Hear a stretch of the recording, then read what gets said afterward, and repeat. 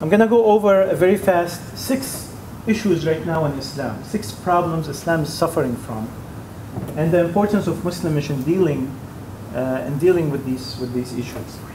So the first problem is the issue of text. Ibrahim touched on it. The first issue is the contradictions in text. That Islam is very textual. That's an issue in Islam. The Quran is a very authentic book in terms of as a source. There is no question of the authenticity of the Quran. There is a question of the authenticity of hadith. The punishment of those who wage war against Allah and His Messenger and strive with might for mischief through the land is execution or crucifixion or the cutting off hands and feet from opposite sides or exile from the land. That is their disgrace in this world, and a heavy punishment is theirs in their hereafter. Just as an example, one of the most powerful verses in the Quran, and the ambiguity of the strive with might for mischief, the ambiguity of this term and how can it be used. This has been used as a justification for so many horrible crimes, for so many torture, for so many horrible ways of execution. And look at the ambiguity of the text. In Arabic it's even more ambiguous. Strive with might for mischief through the land. Mischief. How much you can play with that text to your advantage. So that's one of the issues. I'm just giving small examples of each one of these issues that Islam is suffering from right now. So almost there's 1.5 billion Muslims in the world, and there's almost 1 billion versions of Islam. People so much personalize the understanding of the text. It's personal, it varies from one person to another, and there are leaders who have followers that also have their own interpretation. And there are groups within groups. Another example is the word infidel. The word infidel is a very, very, very also very wide word, very ambiguous word in Arabic. It can mean the person who's faithless. Originally it means a farmer who covers seeds with soil. That's linguistically. But then it has been used in the context of in Quran, and there are, even in Islamic jurisprudence, there are actually types of infidels. It can be used to describe a person who's faithless. It can describe a person who has a faith other than Islam. It can describe a person who has left Islam. And some progressive Muslims trying to say, Muslims, the word infidel in the Quran only means the people who were fighting against Islam, because the way it's used in that context, especially the later verses were using, there was a hostility towards the word infidel, and they're trying to say that was because of the political tensity of that time. So a Muslim can leave Islam with as little as denying one of the facts in the Quran. I heard one of the scholars once said, if you say that an angel is female, if you say that an angel is a male, then you have sinned because you're saying something without basis. And if you say it's a female, then you have left Islam. The Quran says they're not females, clearly in one of the verses. So if you say something that contradicts directly the Quran, that can basically make you an apostate. And so many have been labeled with that label that has a tremendous social consequences, if not life consequences. You're immediately considered as if a person died. You're divorced automatically. Your wife cannot touch you anymore. Your kids inherit while you're alive. They inherit your property. They're treated as if he's dead already. That's other than the excommunication. That's if he or she in a society that does not practice Islamic law. If it's practice Islamic law, then most probably he will be faced with an Islamic court that will end with the punishment of death. But without that, just the excommunication, I can tell you here in America, a person who can be labeled as an apostate will have severe social consequences within the smaller Islamic communities. So it's not a joke. Actually, physical punishment of blasphemy is not mentioned in the Quran. The verses actually describes people who are ridiculing Islam, describes people who are defying Islam, but it does not actually give a punishment for a blasphemy. This is the only verse that they use, and it's also ambiguous in that term. Those who abuse and insult Allah and His Messenger, Allah cursed them in the world and in the hereafter, and has prepared for them a humiliating punishment. That's all in the hereafter. It's not in this life, but it's also used as a verse. And even in the hadith, there is no clear. We talked about apostasy. There are clear, hadith saying traditions about apostasy, but blasphemy is not clearly mentioned, the consequences of it. But the practice, it was kind of a general acceptance that that's something that is intolerable, and it has been reflected later on in jurisprudence. This is a story where a person was permitted to be assassinated by the Prophet because he used to say poetry that was blasphemous. And it's also used by scholars to legitimize the punishment of death for those who blaspheme Islam. Actually, the Quran does not describe punishment for abusing the Prophet. I just want to say that although sometimes the Quran does not support textually a lot of the violent methodologies that are used, Muslims, they have the flexibility to create their own theories. And that's in a reutterance of what Yasser has said, that there are reform movements in Islam that can give us promise with the presence of the Quran, with keeping the Quran intact. They can reinterpret text, they can create a hope for moving away from so many of these methodologies. At the same time, there are groups that can use the same text with its flexibility and ambiguity to create their own doctrines using small stories of history here and there. Muslims generally advocate the theory that freedom of expression is good, but that no one has the right to hurt the religious sentiments of others. By adopting this policy, Muslims can make themselves permanently negative, but they cannot change the system of the world. So there is a contradiction within this Islamic society. They want the freedom of expression, at the same time they consider religious sentiment as a sacred thing. So that's why you see such a contradiction as putting Saudi Arabia in the Committee for Human Rights in the United Nations, and the person representing Saudi Arabia, he believes that he's fighting for human rights. But for them, just the understanding of religious sentiment as a human right that should not be insulted, that itself put them at a different definition of human rights. So just running through some of the other issues, the problem of sources. A Dutch Orientalist said once, in our special times, there is very little that's above criticism, and one day or other, we may expect to hear that even Muhammad didn't exist. This is how much there are problems of resources. Ibn Warraq mentions it in the book, Why I'm Not Muslim, the problem of resources. There's a tremendous problem in resources in Islam, which creates all the factions in Islam. The sources, there's selection in sources, allegiances, tribalism, politics, interpretations, leniency with the authenticity of non-legal hadith. If a saying does not have much consequences, then there is leniency in accepting it even if it was a weak source. So there's a lot of flexibility in creating your own version of understanding Islam. And that's why we see the variance, the spectrum of difference in understanding Islam. Problem of methodologies. Islam does not have a standard methodology. They do not use standard academic ways. Problem of religious authority. There is currently no religious authority. We don't have a pope.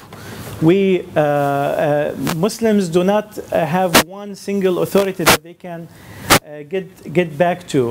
The authorities that formulated over time organically, like Al-Azhar or Qom, even though they're not very influential internationally. So that's another issue. There is not one source. If the position of the Catholic Church can be announced through a pope, and that will have an influence over all the system, the architecture of the Catholic Church, which is very organized and structural. Islam, there's no such a thing. So even the highest authorities in jurisprudence or Islamic thought will not have the influence that we need 100% on all the Muslims. There will always be factions with their own understandings. Cultural variability. Culture has integrated itself into Islam tremendously. There is not one verse in the Quran that talks about hijab clearly. Yet it is something that has been adopted from one culture to another. Problem of emotional variability. That's a big issue, that the Quran presents its arguments emotionally. It doesn't present its argument rationally. And for you to understand Muslims, it's very important to know that emotions are a tremendous way of them understanding and processing information. They have, this is the methodology that has been built into the Quran. The Quran is emotional. When they tackle a subject, they tackle it emotionally. قالوا اتخذ الرحمن ولدا لقد جئتم شيئا إدا تكاد السماوات يتفطرن منه. يعني it's describing Christians, describing that God has a son, and he's saying, it's such a tremendous saying that the skies are going to shatter because of it. There's no rational argument. It's just describing the reaction of God to such a statement. And the Quran in Arabic, and the Arabic language itself is an emotional language. So there's three things: the tolerance and pluralism that Muslimish invites for. That is very important, because we're saying that we are calling for a society that accepts people with different paths that they have chosen to themselves. We're not fighting against Islam, or we're not fighting against ideologies. We're just fighting for the right of people to disagree with them, and fighting for the people to have the freedom of choosing to dissent from one or the other. Rights of all to live according to their conscience, the defense of the right of freedom of belief, even dogma. So even if a person wants to have a dogmatic belief, we say that everyone has the right to believe wherever they want to believe, as long as they do not step on other people's freedom. And the promotion of science. Now, I remember we had a meeting with an important figure in the promotion of science, and he was saying that anything that we present in the Middle East, it's seen, because it's coming from a Western voice, it's seen as a conspiracy theory. It's seen as it's an attack, it's an underlying attack on Islam. It is distrusted. And Muslimish, having a lot of members with Islamic backgrounds, having a lot of members with Middle Eastern backgrounds, Arabic backgrounds, can actually play a role in the promotion of science in the Middle Eastern societies, within the Muslim communities worldwide, within the Arabic-speaking or other-speaking communities, because they're going to speak it in their own language. So that's a big part that Muslimish can play a part with. And pardon me for using some personal pictures. So the method that Muslimish uses is basically having safe and open-minded spaces, non-judgmental environments. It's very easy to create a blog or to create a Facebook group, or to create actual meetings where people come face-to-face with each other. That's very important. Creating social circles, and not only using the internet for social media marketing, etc., which we also do, but it's very important that it's a grassroots movement. It's building these relationships, support movement. If someone has questions, if there's a Muslim who's questioning himself, and he goes to the mosque, he's not going to receive a lot of support. After a few questions, if his questions are persistent, then he or she will be looked at as a person who's having issues. Try to seek refuge in God from the whispers of the evil, because these are coming from whispers, from the evil. Just try to strengthen your faith. questioning Islam is looked upon as a weakened faith due to sin and other things. So, you know, they'll answer your questions, but then if you are persistent, then you're a person with a problem. There is an interview that I saw it as a very demeaning interview of an Egyptian atheist on TV, and they had a Muslim scholar, and they had a psychologist.